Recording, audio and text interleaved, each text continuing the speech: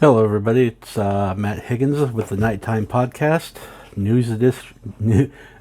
News Edition. NYTE, not your typical energy. Nighttime. So, got an article here. Read the headline. California man accused of killing his two young kids with spear gun is deemed not competent to stand trial.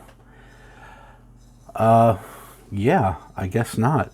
I suppose you'd have to be pretty fucked up in the head to kill your kids with a spear gun. I mean, that's a novel way to kill somebody. I got to give him props for originality. It sucks that the kids had to die, but they are providing fodder for my podcast, so here we go.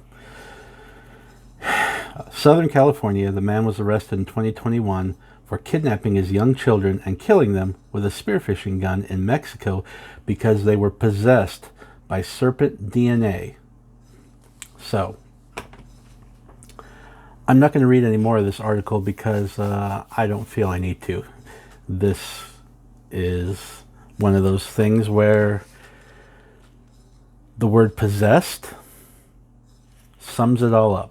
Somebody who believes in religion or a religion and thinks that you can be possessed by serpent DNA, no less. And I find that whole phrase to be oxymoronic, if that's such a word. Maybe just moronic. Possessed and DNA in the same breath. They don't really go together, because if you believe in science, I still don't understand how you can believe in religion. It's obviously easy to believe in religion and still believe in science, at least the parts of science that help you survive, where prayer doesn't. Or you can say that, well, God provided science to help us through the shit that God puts us through. You know, that kind of horse shit.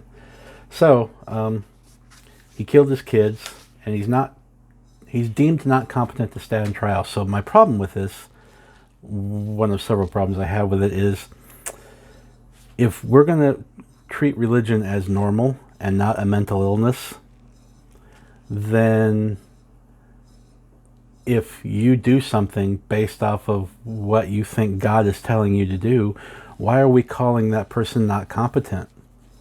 We make them put their hand on the Bible to swear to tell the truth because somehow that particular theatrical action and prop provide the whole basis for our laws and punishment.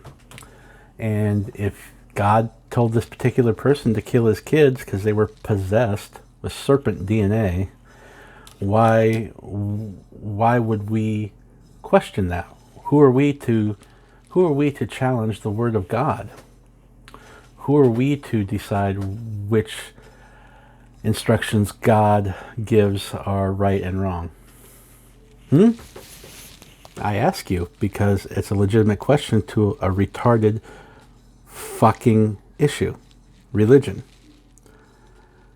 So obviously, I want to do a quick tie into an abortion segue, which is, had this wife had an abortion or had the good sense to, I don't know, swallow instead of taking one in the vajayjay, two in this case since there were two kids, we could have spared them. Having said that, I would say that we need to come up with a consensus. Sorry about that. We need to come up with a consensus on whether or not religion's real, and then whether or not my dog keeps coming in and out of the door. Whether or not we're going to treat God's instructions as law or not. I'm just pissed off that this guy gets to use religion as a way to get off of having to deal with a punishment that should be suitable for a child killer. And spare me the whole abortion is child killing bullshit. Once you're born, once you fall out of the vagina and you're a full baby, then you deserve all the rights and protections that you would normally get, because you're not living inside a host, another body who has autonomy. So fuck off with that argument. Once a child is born, and disclaimer, I don't like kids. I like my child. I love my child to death. I like some of her friends. I like my daughter's girlfriend. I like some of her friends. Other than that, kids in general can get fucked. I don't care about them. Except when it comes to their protection. They deserve to be raised in a decent home with decent education and love and respect and caring.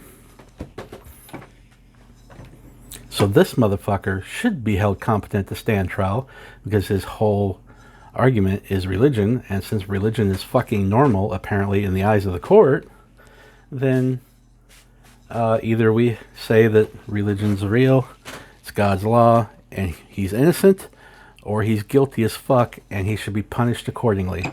I'm sick of the insanity defense, especially when it comes to religion. That's just my opinion. But like I said, still props for killing him with the spear gun. At least it's different. That's just my take. Peace, love, and gossip.